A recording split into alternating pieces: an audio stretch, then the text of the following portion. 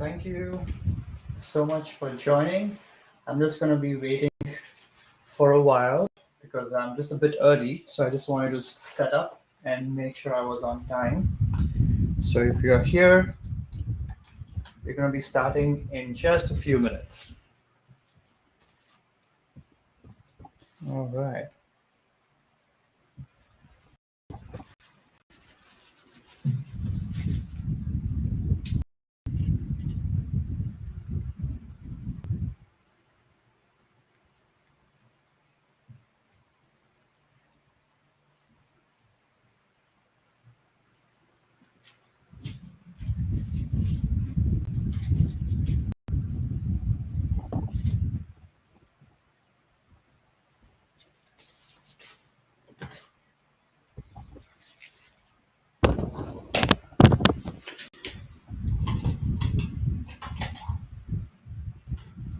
Okay.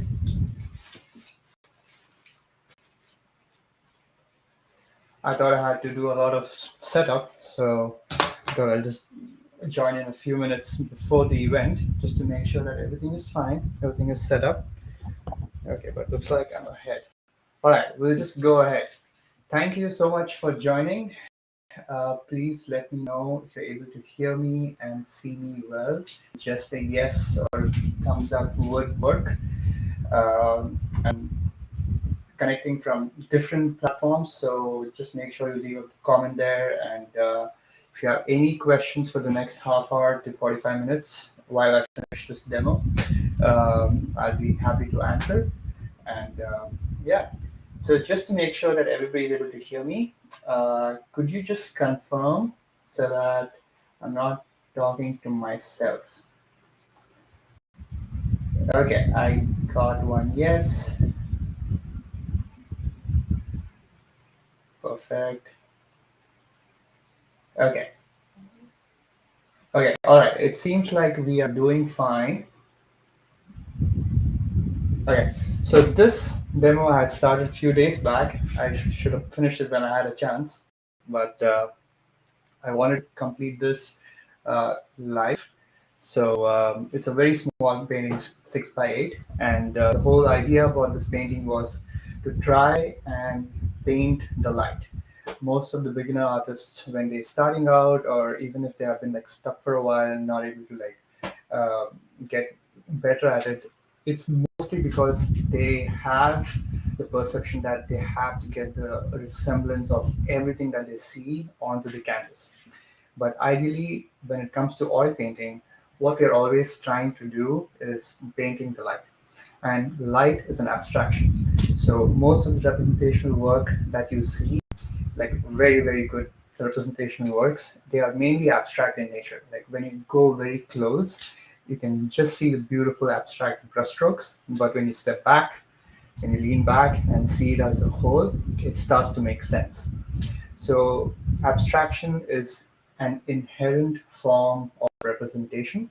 So that's what I also like teach and talk through my paintings. So this was a small demo in the efforts to communicate that idea that you need to befriend abstraction, okay, and you need to start seeing things in the way the light is able to move through a scene. Okay, so the very first thing that I wanted to talk about, which I'd already spoken last time, was like, for example, in this painting, whenever a light is trying to communicate with objects, it lights up the object immediately. It doesn't wait, right? So it just lights up. It has a transition, then it goes to the dark. And if you have any reflection coming from the reflected light of anything that's around it, it's going to be reflected back in the shadows. Okay, that's common for any object. So that's what we call a form. The variation of this depends on what you want to convey. All right. So we have light, we have the transition, we have the darks, and we have the reflected light based on if it's getting the reflection or not. Okay. So this is what we generally call as form, and we can translate this idea to all forms painting, whether it's portraiture, still life, landscape, anything. Okay. So in this painting, I just wanted to like briefly communicate that idea as well for all the different forms here. So that's why I have this so many objects going on over here. I try to finish this today. I don't want to push it for a much longer time. And while I do this for the next half hour to 45 minutes, if you have any questions, meanwhile, please let me know. Okay, so let's see. I have one question here. You'll be able to show me the palette. Okay, maybe not this time. I've not set up the palette yet, but at the end, I'll probably show you what I have on my canvas. I just don't want to move anything now. I have a bad habit of um, moving things around during the live session and things go haywire. So I'll probably try to do it. Uh, yeah, just make sure you guys are able to see me and hear me because it looks like my internet's a little icky this morning. Okay, seems to be fine now. Okay, perfect. You guys can see? Yeah, all right. Okay, so looks like we are back.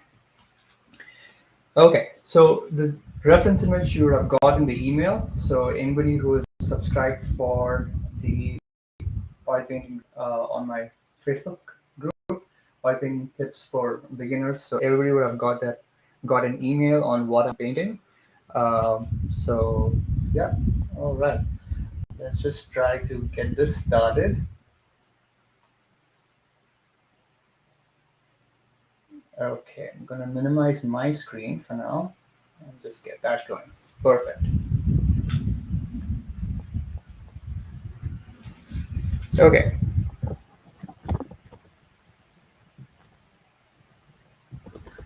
So last time I just briefly did the background. So this time I really wanted to finish doing it completely so that I don't have to come back to it again.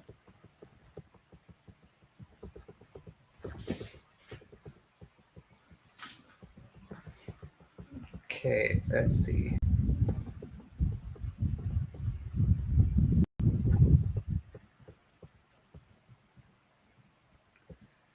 Most of the times we wait to put the background until the very end, but you have to make sure that it needs to be done as soon as possible because background is inherently a part of your painting as well. So you need to make sure that you have it much sooner than later.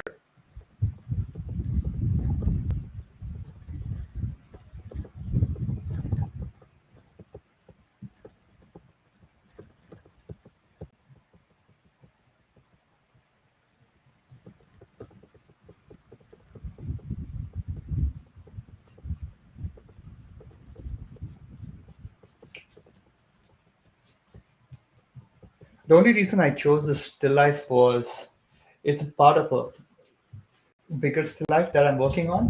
So I just thought that a 6x8 would be enough to communicate the idea before I move into a big one, so that people can ask me questions while I'm there while I'm doing this. Okay.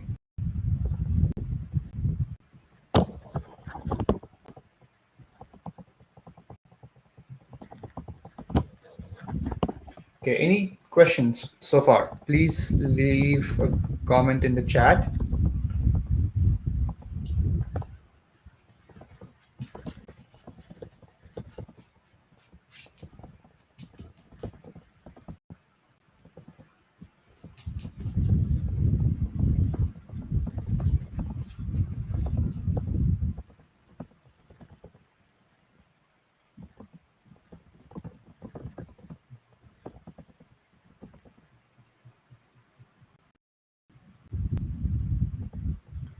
For this form right here, since it's got a bit of a design, the design takes care of the form. Like you really don't have to work much to that vase to get it into form. So that's one of the tricks that you can use if you have a design on any.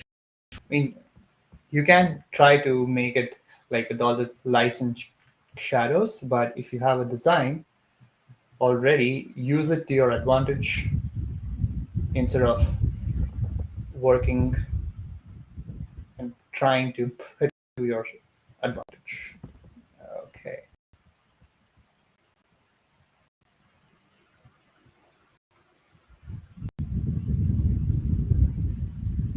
So in the latest YouTube video which I just posted, if you haven't seen, it's out now.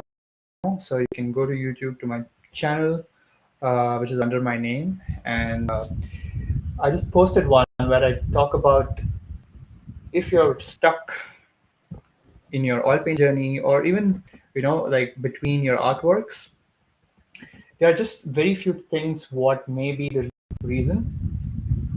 And one of the reasons that I point out there is that when you're not having enough fun painting, for example, the whole idea of painting is to move the paint around, the joy of moving the paint around the canvas.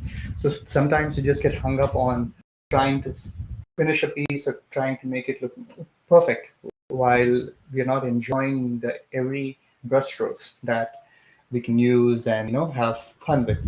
So once you start making that shift from just trying to finish something and towards having fun with each and every brushstrokes, your painting gets better almost automatically.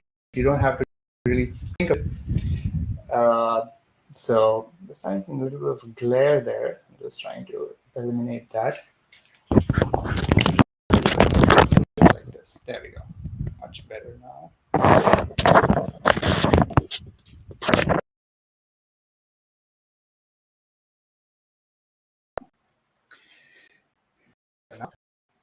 Okay.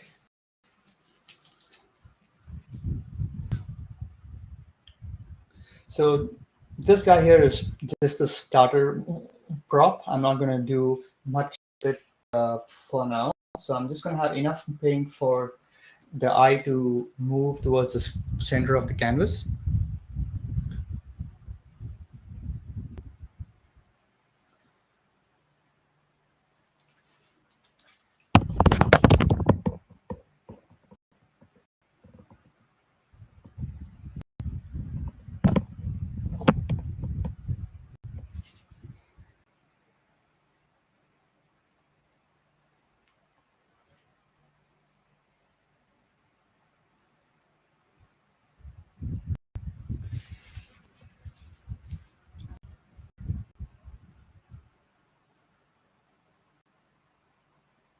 Again, your transitions shouldn't have much color. It should be, as they say, transitory, like it's transitioning between the light and the dark.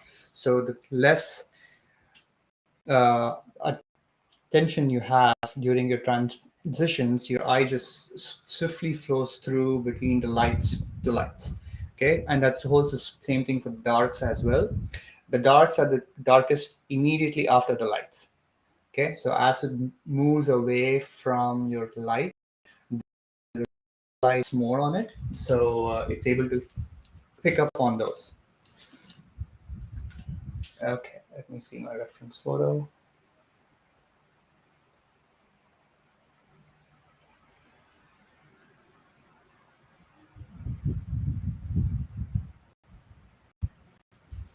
Okay. All right, so now I'm going to be working on, I just want to put a bit of shadow there so that I make sure I have enough dark to play with.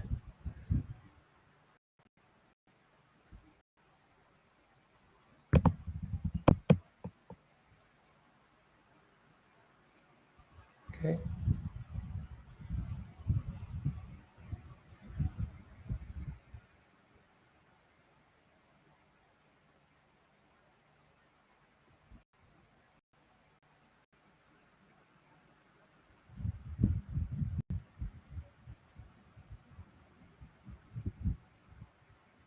Just add a line because it's a solid, so it It just helps if you add a line underneath it. So it gives a solidity to the form.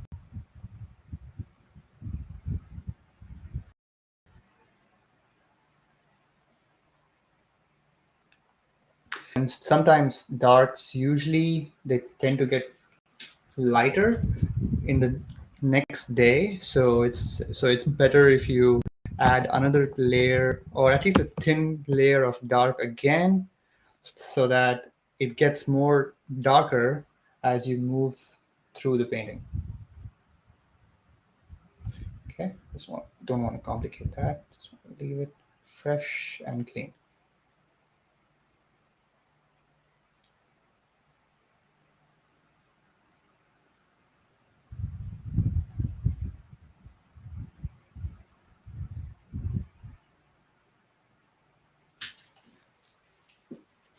Okay.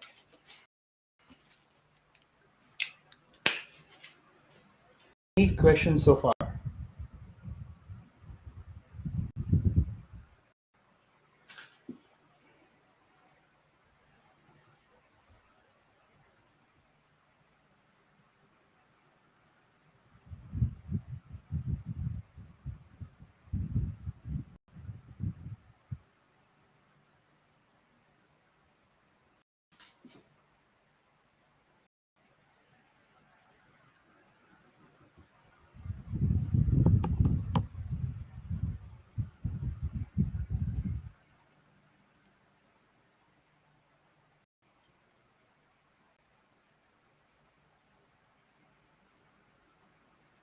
Most of this flower over here is in the shadow, so it just helps to bring a little bit of the shadow color. And you don't have to do much in the lights as well. If you just allow the shadows to do most of your work, then even by adding just a touch of lights,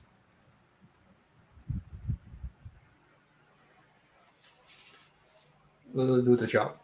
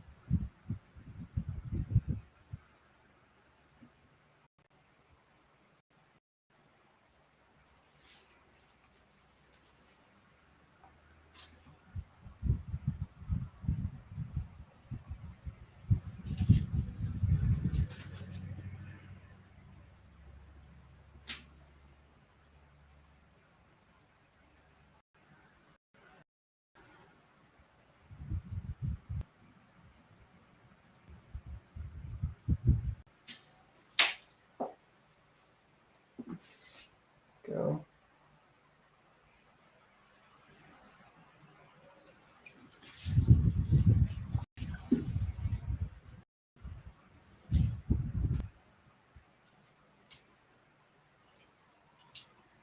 So what I'll be doing now is just the foreground seems a little bit too flat. So it's going to be changing some in the areas where it's not that important. So I'm going to be making these regions a bit cooler so that I can lead the eye towards that areas of interest.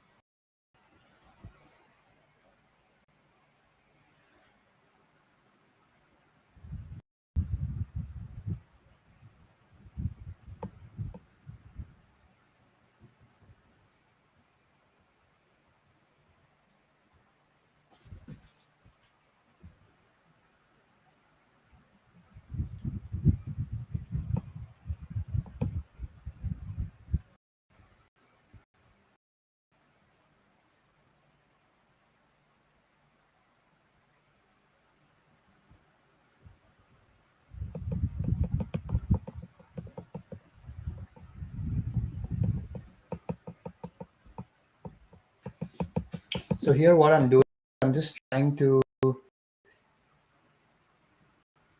make the ground a bit cooler in the areas where it's not that important. And as it approaches the objects, I'm gonna lift it up a bit.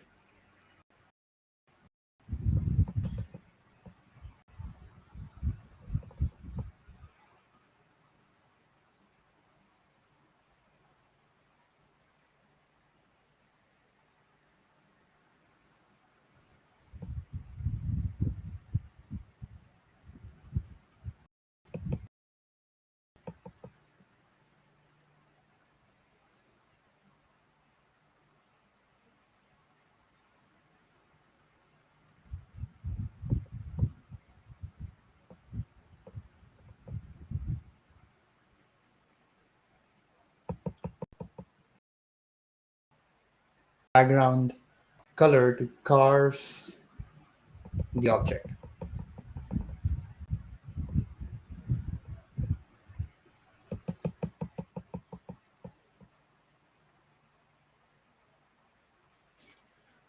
Okay.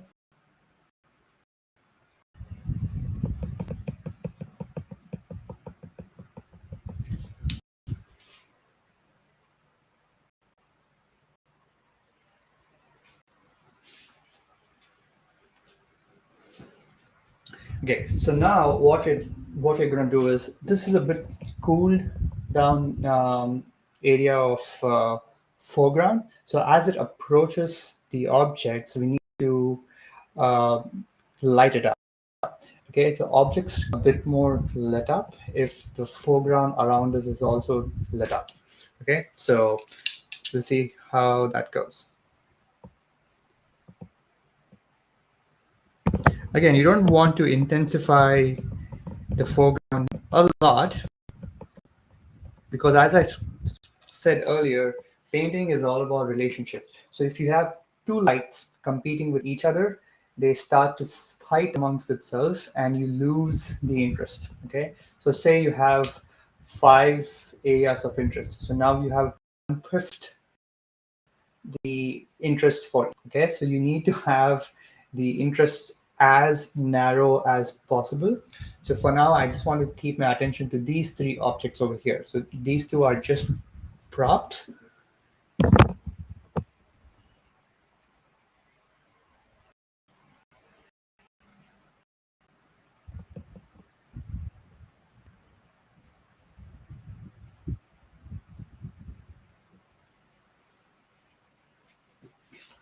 Cobalt blue. So please let me know weekend. I know some are not able to attend my webinar last week, which was on Saturday. So if you're interested, please let me know so that I can host another one. Hopefully, it will help you to improve your brushstrokes. So the webinar was all about brushstrokes, and I've been doing it for the past 3 weeks now, and I've had great success with it. In terms of how students were able to apply it to their own painting. So if that's something what you're interested in and want to learn more about it, just drop it in the comment, and I'll probably more about it next live video. There it is.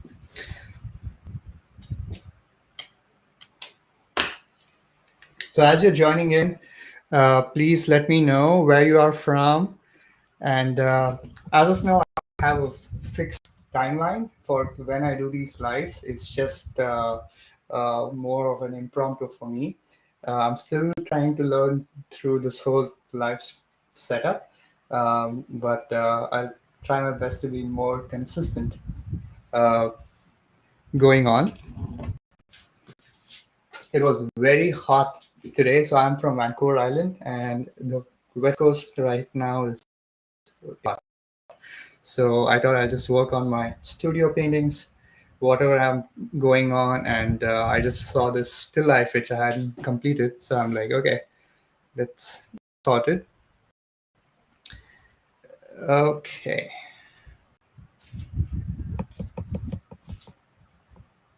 All right. So many of them. Okay, yeah. Derby, Derbyshire. Okay, Angie says hello. Perfect.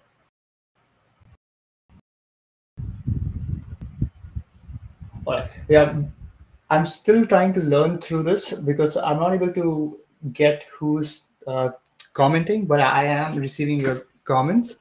But I'll try to fix that in my next live.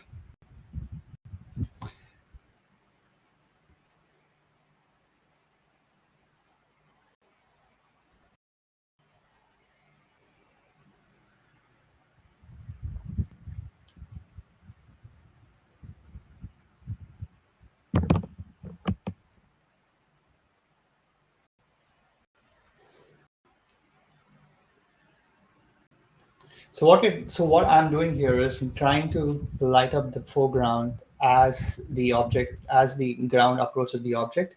Usually, you can try it for yourself. Like if you don't have a lit up ground, it's a bit harder to make the objects lit up. So as the light approaches anything, if you have a foreground or the background around it slightly lit up, the object also looks lit up.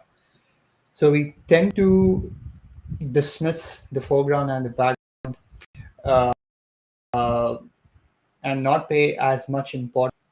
It's as important as the object itself because that's where the object is being held around that space.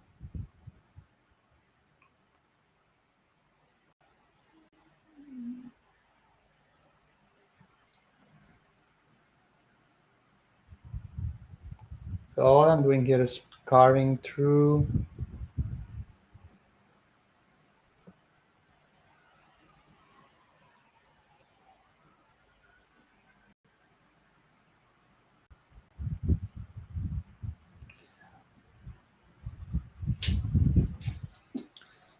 Let me know what topics you would like me to cover from the next video so that I make sure I can prepare that before I get on my.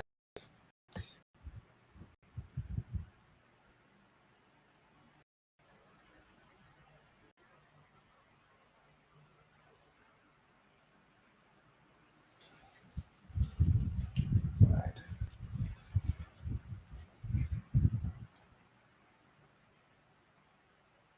Also, if you want, you can just add a bit of this color onto the ground also, just to make it more interesting.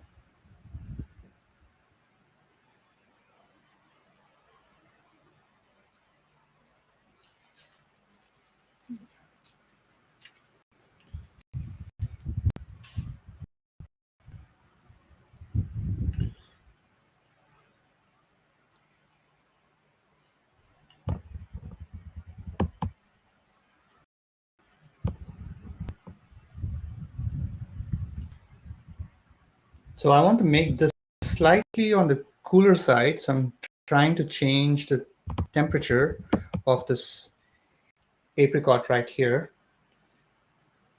I don't want it so warm.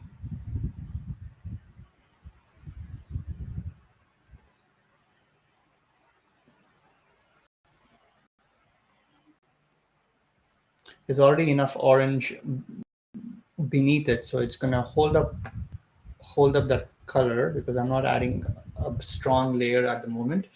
But the area where it lights up, I'm just gonna keep it very bright.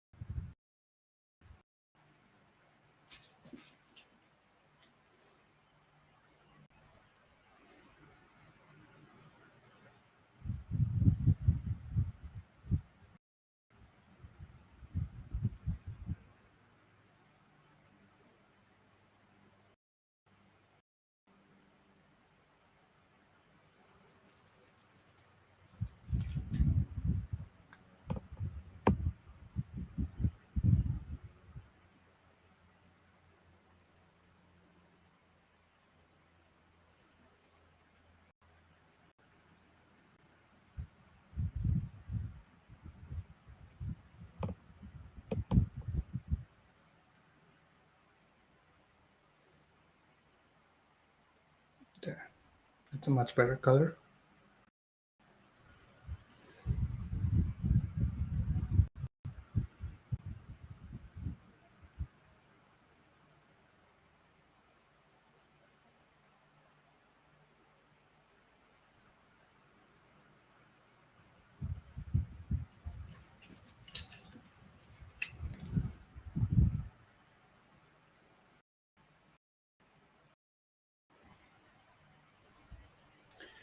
Again, as I said, whenever it's transitioning from light to dark, just make sure your transitions are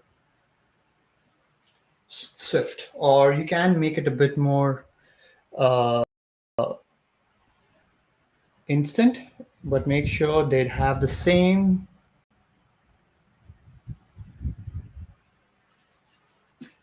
Okay, I normally gather question. I normally paint the base on the canvas first and miss your other life. How do you prepare canvas before painting? So uh, this one is a cotton canvas. I thought for this live I'll do a cotton canvas because I didn't have a linen 6x8. So if it's a cotton canvas, I like to have my canvas a bit smoother so that I can move the paint more freely. If you, usually the canvases that you find in the stores, they have a bit of a rough ridge across, so it's a bit hard to move the paint because it goes through those ridges, right?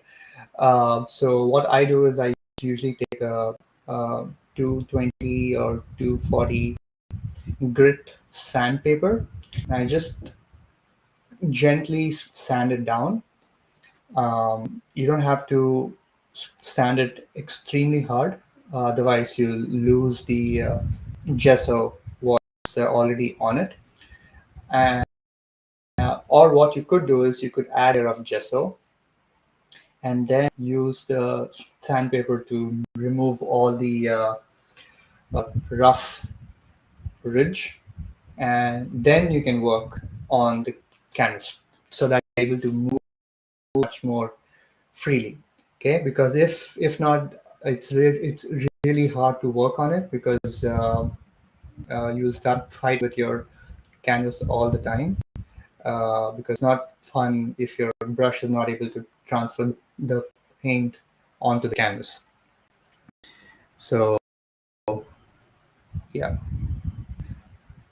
so I had to change a bit of this color, not much.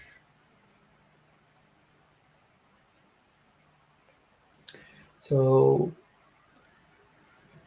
the other question I have is, what did you add to lighten the fruit? Okay, what did I add? So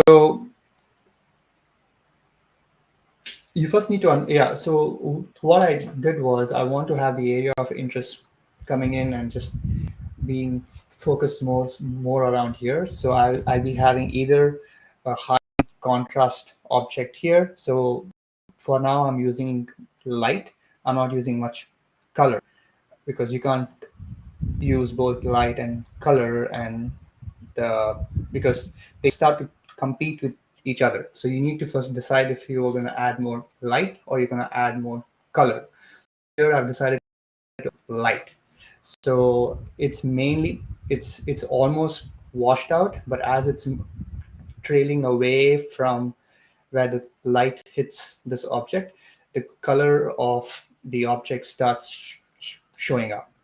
So so I just added I just added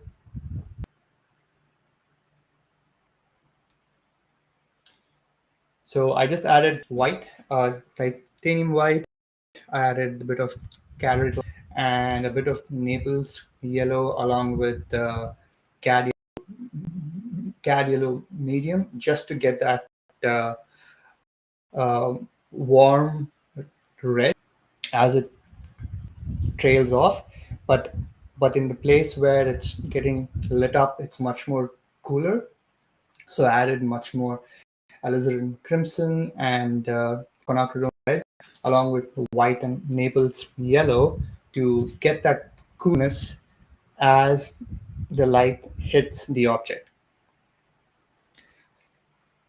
The light over here is a bit cooler, so it's going to translate into the object as well.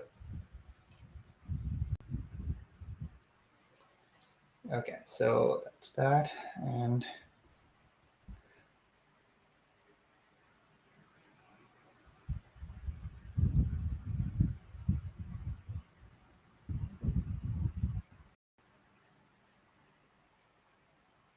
yeah, so you have to decide if you want to use light or color or edges or anything as your area or as your focal point, because that's going to dictate uh, your entire how you're going to compose your scene. So usually when they talk about composition, it's not about the grids or the golden rule or having to place it. It's all about how you execute.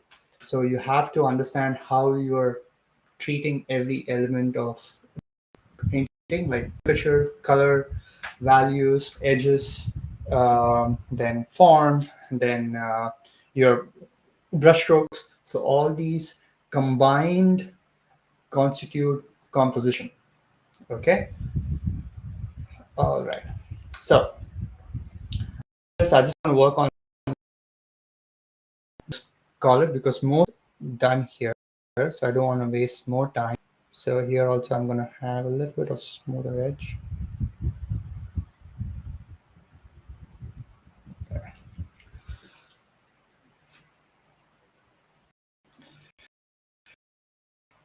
All right.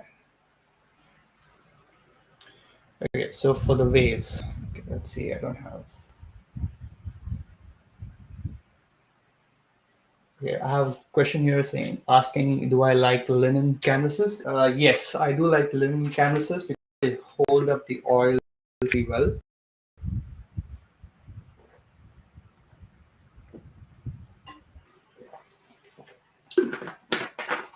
Anything that holds up oils is good because you don't want your oils to get sucked up inside the canvas. So you need to make sure that whatever surface you're using on doesn't suck all your oils the next day you work on.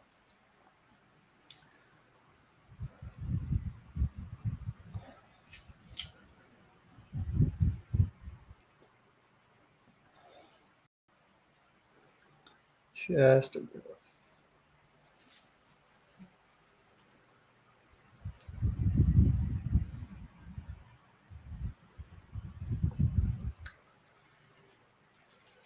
Okay, so now for this was, since my area of interest is these three objects over here, I have this was dead center. So you need to see where your highlights are. Okay, so highlights are over here because from here there is a change of plane. So one plane goes down, one plane goes up, one plane goes right, one plane goes left. So the highlights usually happen where the plane change happens.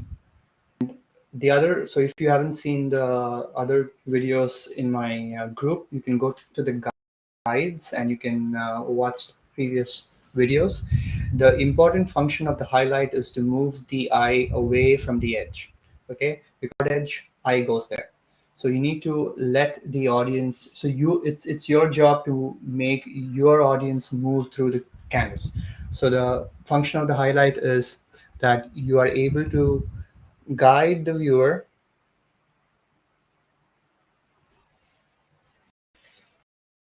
from the painting. So here I have that highlight able to, so now I understand how it's going to move. And also I'm going to have one highlight just over here, a smaller one nonetheless. So that, and there's another one right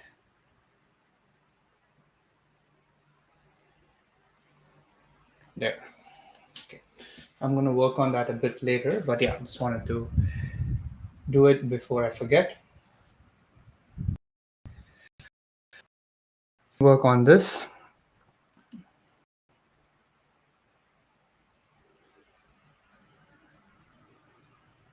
So I'm using cobalt blue, white,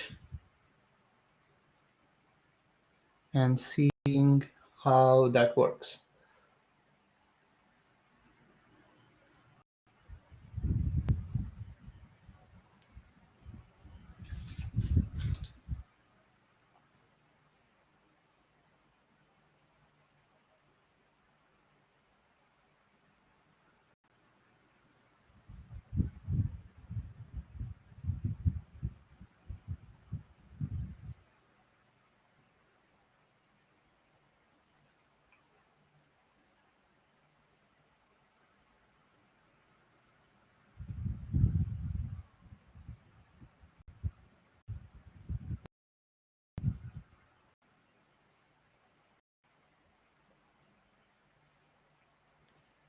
Just try to have fun moving the paints around.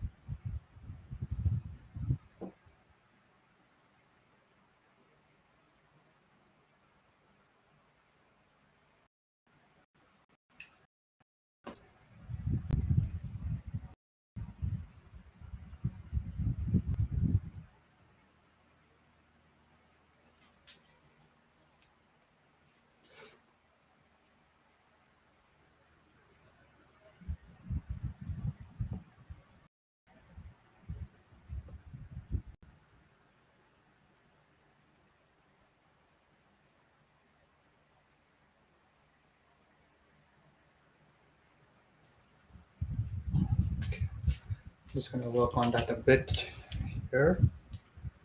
All right.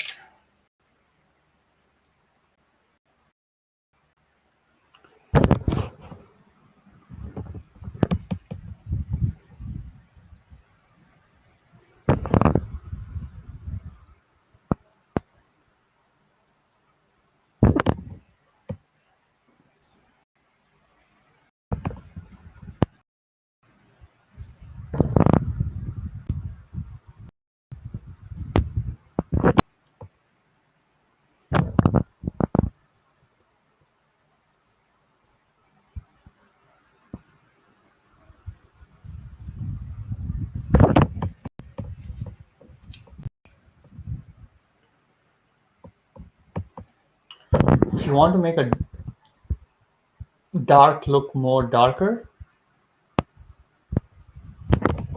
then just add some of your cadmiums. So cadmiums, they tend to bring more opacity to the walls. I mean, to your darks. So you can add a bit of cadmiums every now and then to your darks to make it just a little brighter.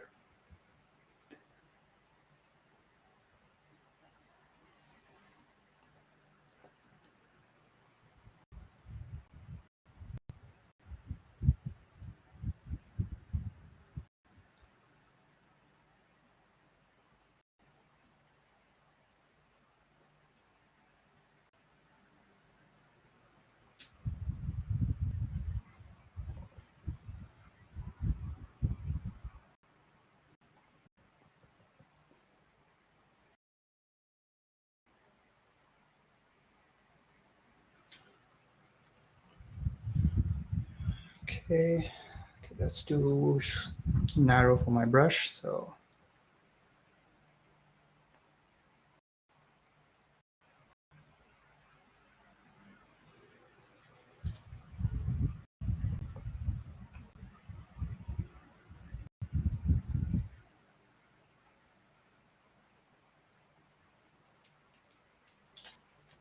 okay, so no, I usually don't use black. I just use the colors that I have. I used to use black way before. I mean, when I say black, I used to use neutral gray. But over the years, I just have like changed my palette, and I stopped using gray or anything. So I mix my own blacks or grays. So that way I have much more control on the temperature of my uh, neutrals, if they're gray or black. So yeah, so if I have to use, so if I have to mix black, I just um, mix the darkest colors that I have: the blue, the red, the alizarin, the quinacridone red, and transparent oxide. So with the help of this, the more you are able to understand the rules on what you should, how you should mix these paints, the much quicker you'll be able to understand the relationships between the colors and you have to transfer them onto the canvas. So that's why one day I just made up my mind and just removed all my blacks and neutrals. So it's been like over 3 4 years now. So even um, so yeah, so I don't use any of it. So I'm much more comfortable now. So the point is to eliminate uh, anything that help you, but without which you won't be able to do your work. You know what I mean? So if so, most of the times when I used to use neutral gray, there were times where when I don't have that, I cannot work. So anything of that nature bothers me a lot. So I try to eliminate any helpers without which I cannot work. Uh, Now, even if I don't have black, I know how to mix black. So now I can add black because I know even without it I can do my work. So yeah, that's one way to really make sure that one is not handicapped in a way that without that paint or that guide they are not able to do their work.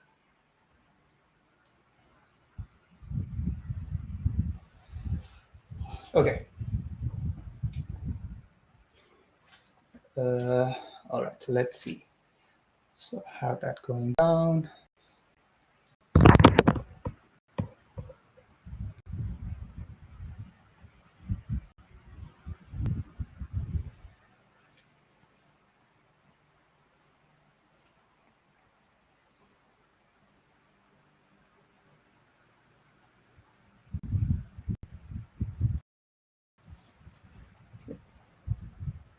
Let me know if you have any other questions while I do this. So this weekend, I was planning on hosting another live webinar for the brushwork masterclass. So please let me know if you're interested or just look into your emails. I would send you a link to register because some of them who had registered last week were not able to come because of other commitments. So if that was you, or if anybody who wants to do it again, please know, and I will to host one this coming weekend.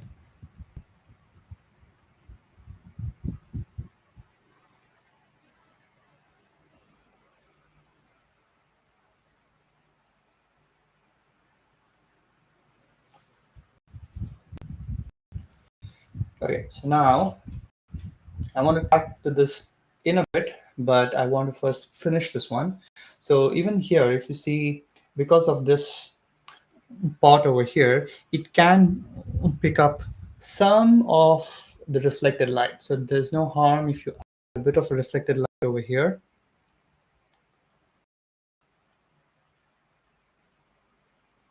And just a bit over here. So we'll work on it in some time. So, and also the direct your shadows have to align with your form of the vase. Okay.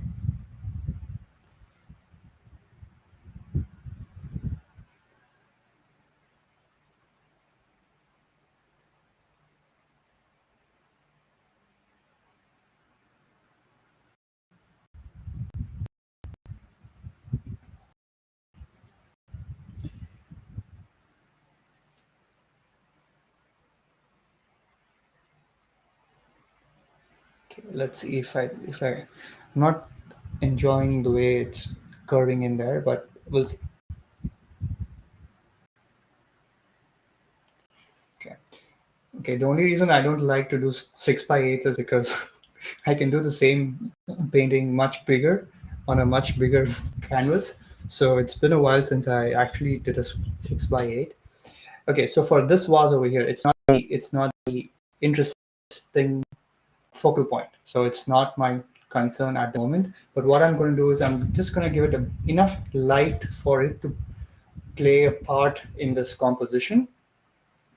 Um, just a bit, not a lot.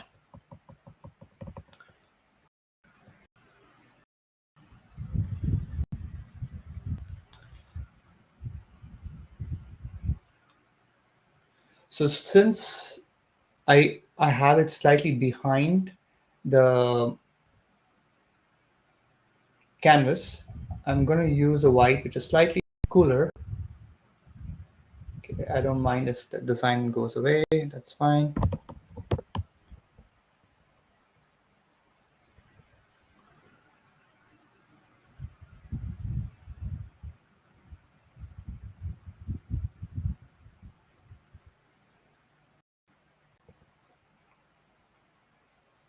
Let's see if I have any comments. Okay, no black. Okay, I address that. You use the palette a lot. I do.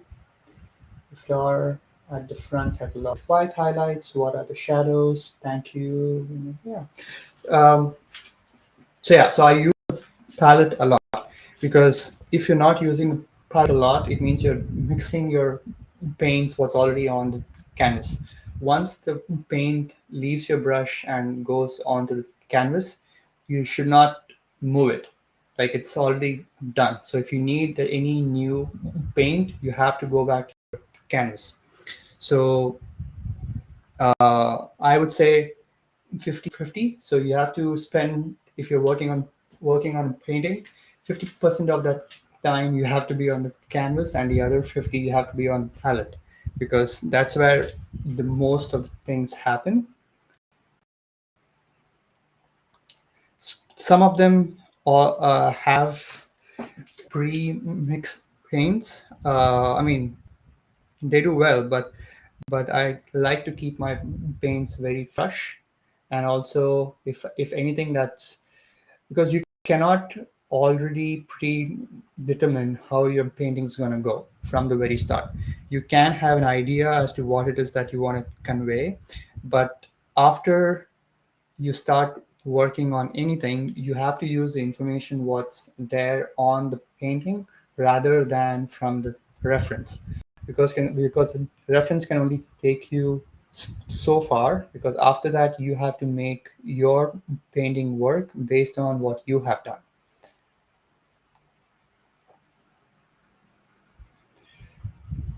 Okay, so just gonna light that up.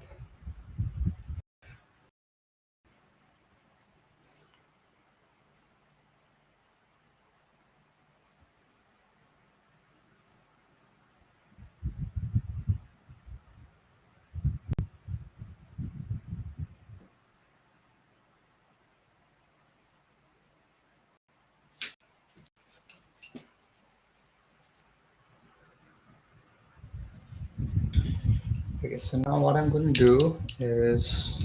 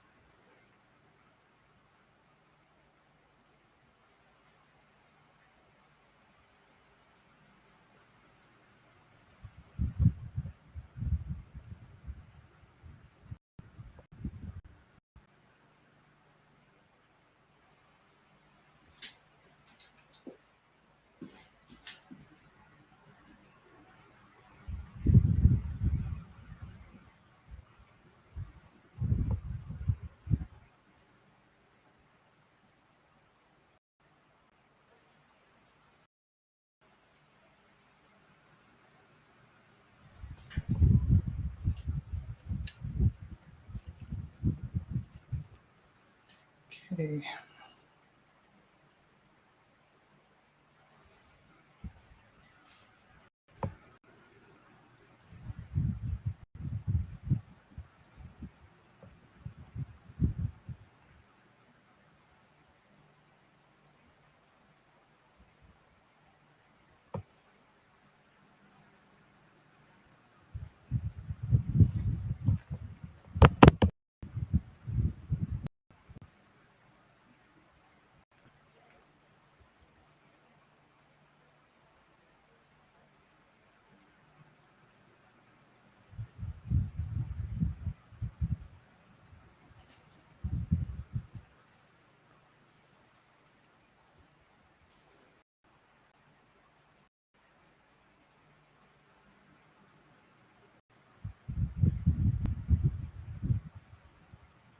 Okay, so what's happening here is the palette is the vase is moving away, but because I don't want to have much interest, I'm increasing the area of transition. So you have to see what it is that you want to do with your painting, because if you also want to have that as your area of interest, then you have to make sure that you have the transition a bit smaller in area so that you have a higher impact. Okay. uh, Keep it a little lighter.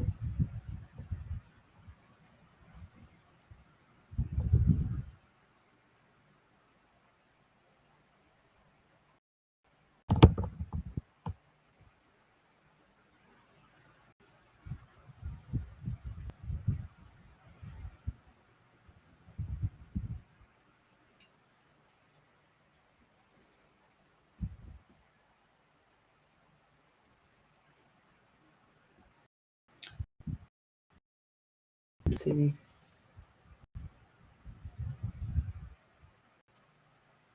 So yeah, I'm trying to get my palette. So the like from what I have seen is mixing is very personal to each and every one. Like it's really not that uh, to uh, watch one mix paint, but I'm trying to convey what it is that one must do. So that way, like you can mix any way you want and be able to get the result that you need. But yeah, I will try to get my palette on the screen during my lives. Okay, right. Okay, so let's do some.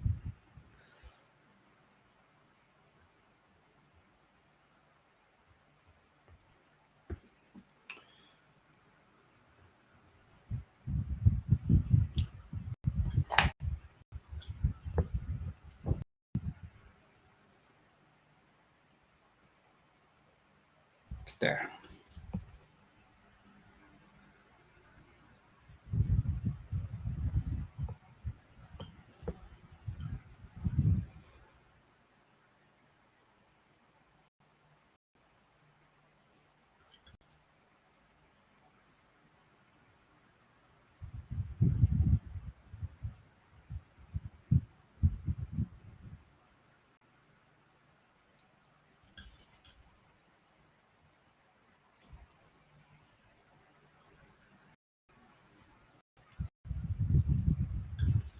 Okay, so let's see if I can do this. Okay, so whenever you have a vase with a form, try to use the design what's already in the vase to help you with the form. Otherwise, you try to get the form and the design. So pick one. I pick the design. So use the design to help to bring that form across. Okay.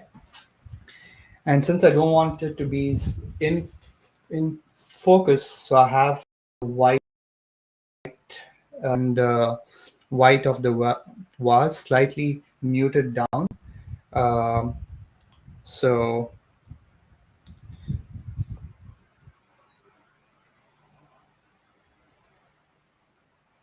okay, and if I want, I can just add a little bit of highlight in these areas.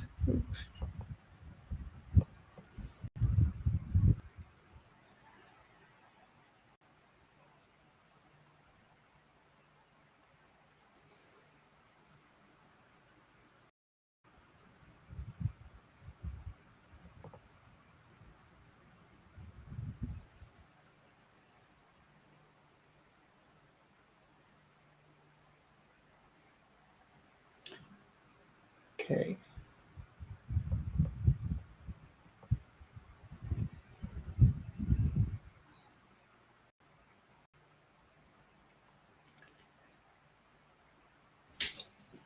Okay. Again, the most important part is just make sure you are having fun with the paint, because your paints are going to describe what it is that you are trying to convey. It's not your reference, it's not your landscape or anything that's uh, out there, but it's what you want to convey through that reference.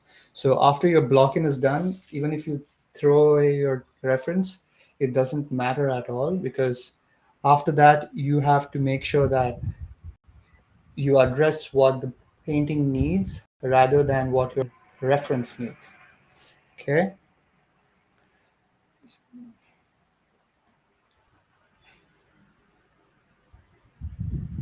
Because even if your composition is bad, or if your design is bad, or even if your um, some of your skills are not adequate, but if you have a interesting brushwork, you can make anything look beautiful.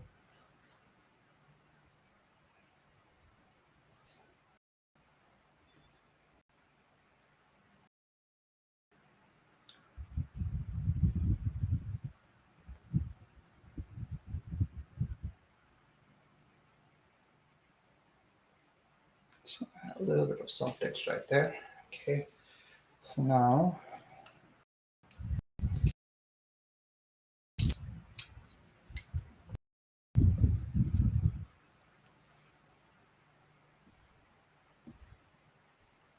okay, any other questions so far?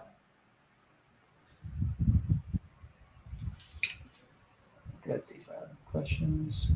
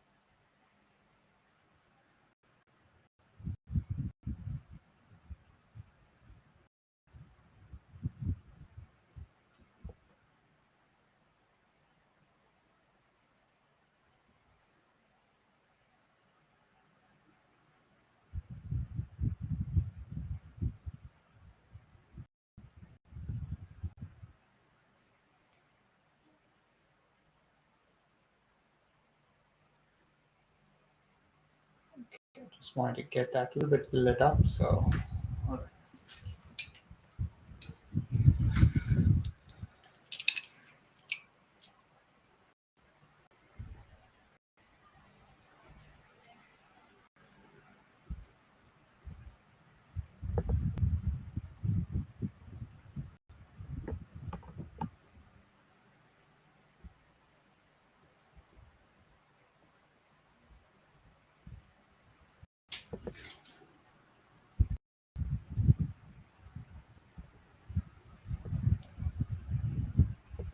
Always, whenever you're making a new pile, just make sure you have small enough piles so that even if something is wrong, you can always go back and correct it.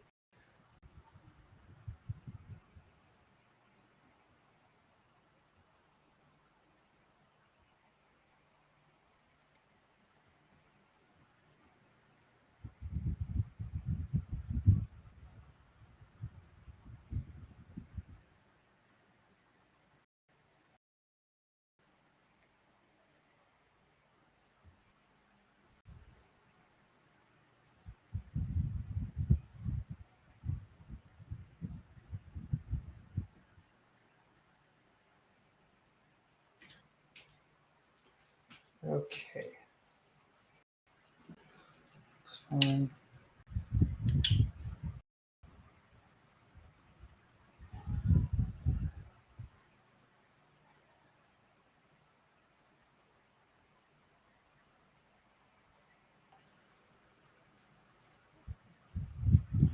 Here, the last thing that I want to work on is the leaf that's over here.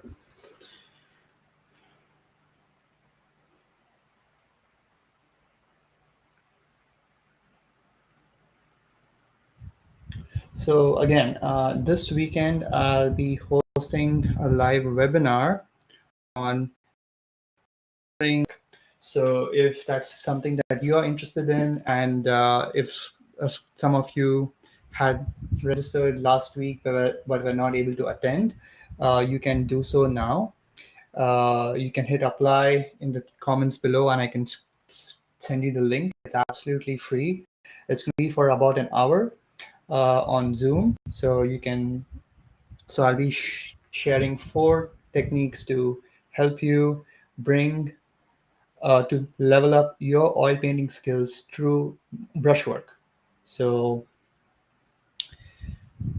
and apply to your painting projects instantly after the demo. So, my goal here is to help you move through your art journey quickly so that you can produce paintings that you feel are confident and to the next phase of your art journey.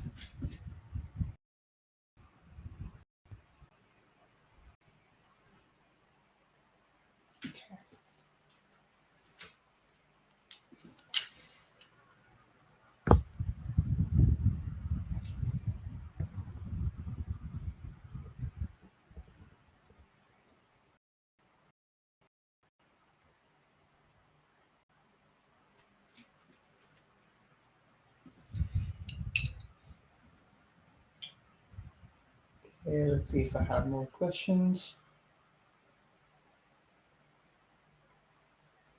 So what kind of brushes do I use? So rosemary. So I use ivory and classics. So yeah, so I've been using rosemary brushes for almost 3-4 years now. So you can give it a try. Uh, Ivory is softer versus classics. So if it's something that you are able to work with, I would highly recommend using rosemaries. Just put a line so that it's nice.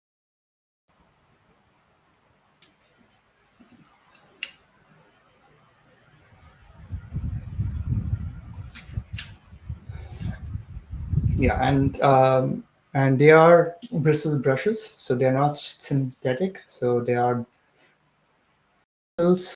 Um,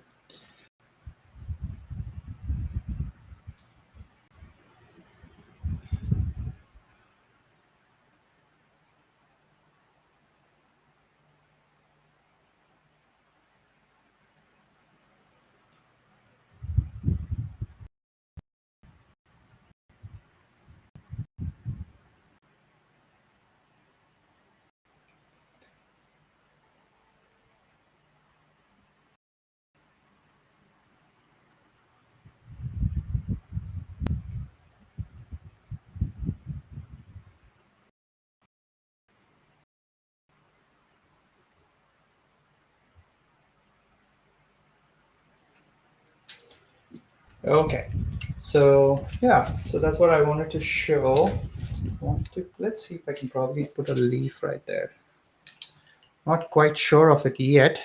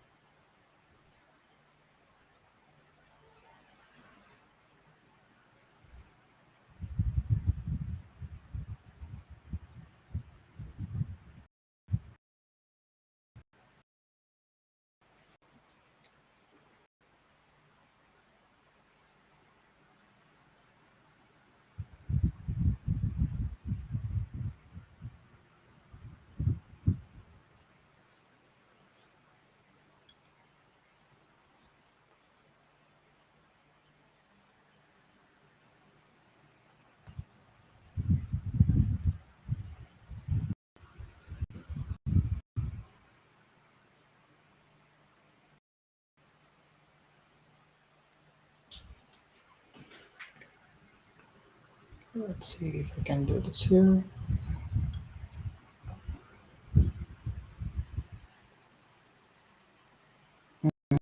Let's see.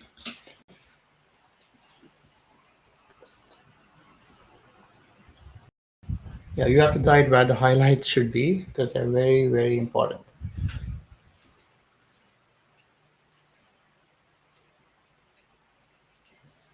Okay.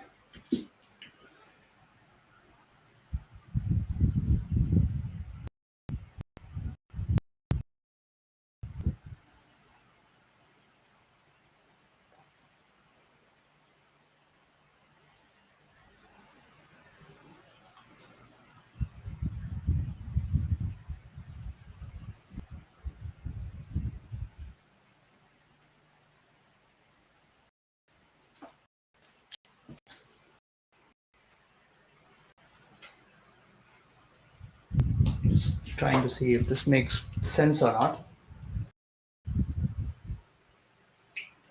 Okay.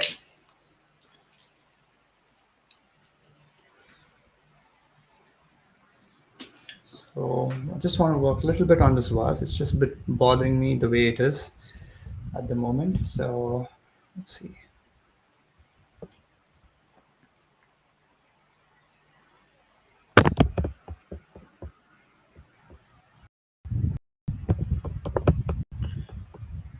Yeah, please let me know if you have any other questions. I'll probably be here for another 5 to 10 minutes. So if you have any questions, let me know. I'll be happy to answer.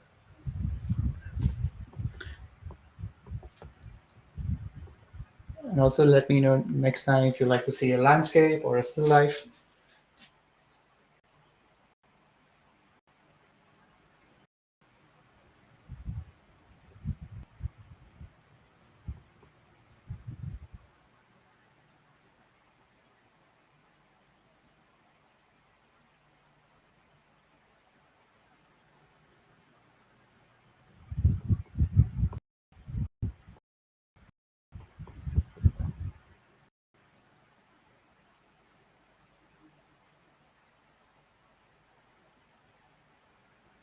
And if anybody wants to work with me, I have an art program called the Creative Leap Academy, where I significantly work with you to achieve your oil painting uh, journey to success.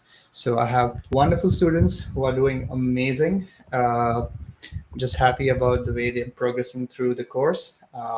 So if you want to be one among them, please uh, type in the comment. I'll be happy to talk to you about it and get you going. So it's a comprehensive art program designed by me to help you reach your artistic potential.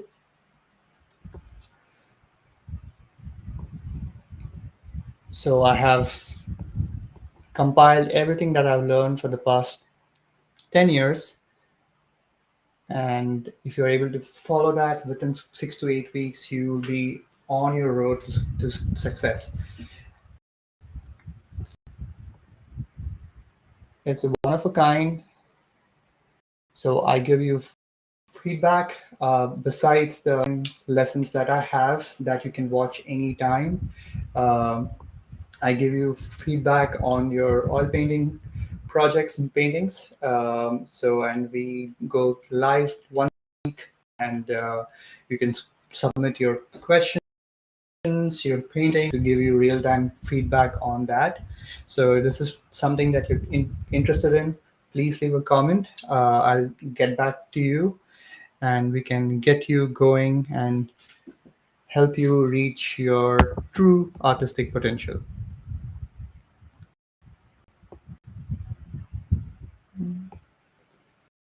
All right. So one thing you have to understand about the reflective light is they always light in general always follows an order. So you have light, dark, light, dark, light, dark. That has to remain consistent. The only thing that breaks that light and dark pattern is a reflected light. Okay, so you have the light and dark, where next should have been the light and the dark, but here you have a reflected light. So it's one hindrance to light and dark pattern. So it's very interesting how that works. So you can bring that to your advantage if you want to break that symmetry of light and dark, light and dark. Okay.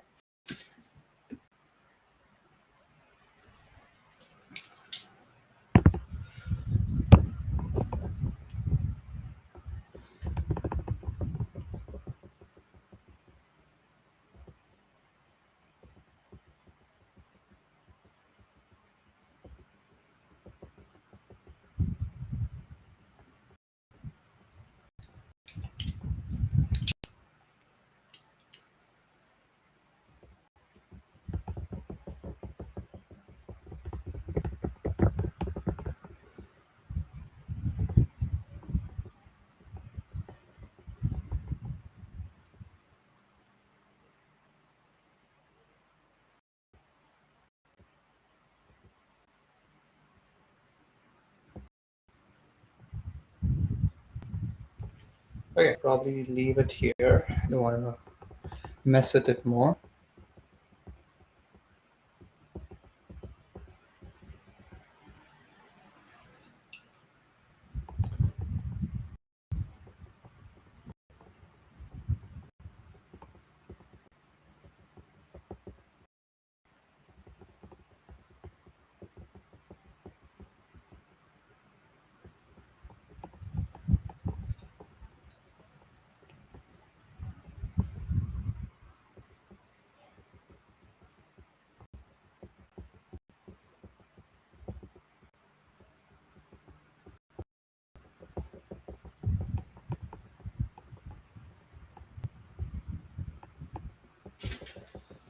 All right.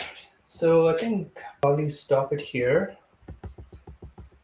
Okay. So any questions on this? Any questions on this? Now is the time you can ask me. It's much easier to answer all of them once I've done with the painting. Uh, so yes, okay. So this is what I wanted to share today. I'll probably stop working on this and continue moving on to the next work. If you want to see what else I'm working on, just give me a minute.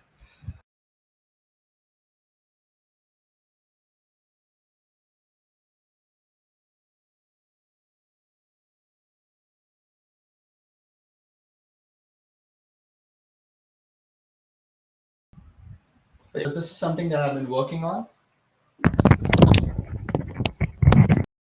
So this is something I've been working on.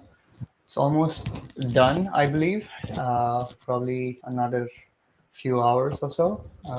I'll post it in the group. Um, so yeah, thank you. As I said, if you guys are interested in joining the oil painting masterclass happening this weekend, just leave in the comments saying masterclass or webinar. I can share you the link. It's about brushwork mastery, where I'll be sharing 4 techniques to help you elevate your painting skills and get that brushwork uh, skills upgraded. Okay, and if you want to significantly work with me, I have an art program called the Creative Leap Academy, where I help students with all the recorded lessons, and also I give them real-time feedback as they work through the assignments. It's a comprehensive program. I also launched an app so you can watch it anywhere, anytime on your phone, all the lessons. And once a week we meet, you can share your questions with me. And we also have a private group where you can submit your projects and paintings that you're working on, where I give you real-time feedback.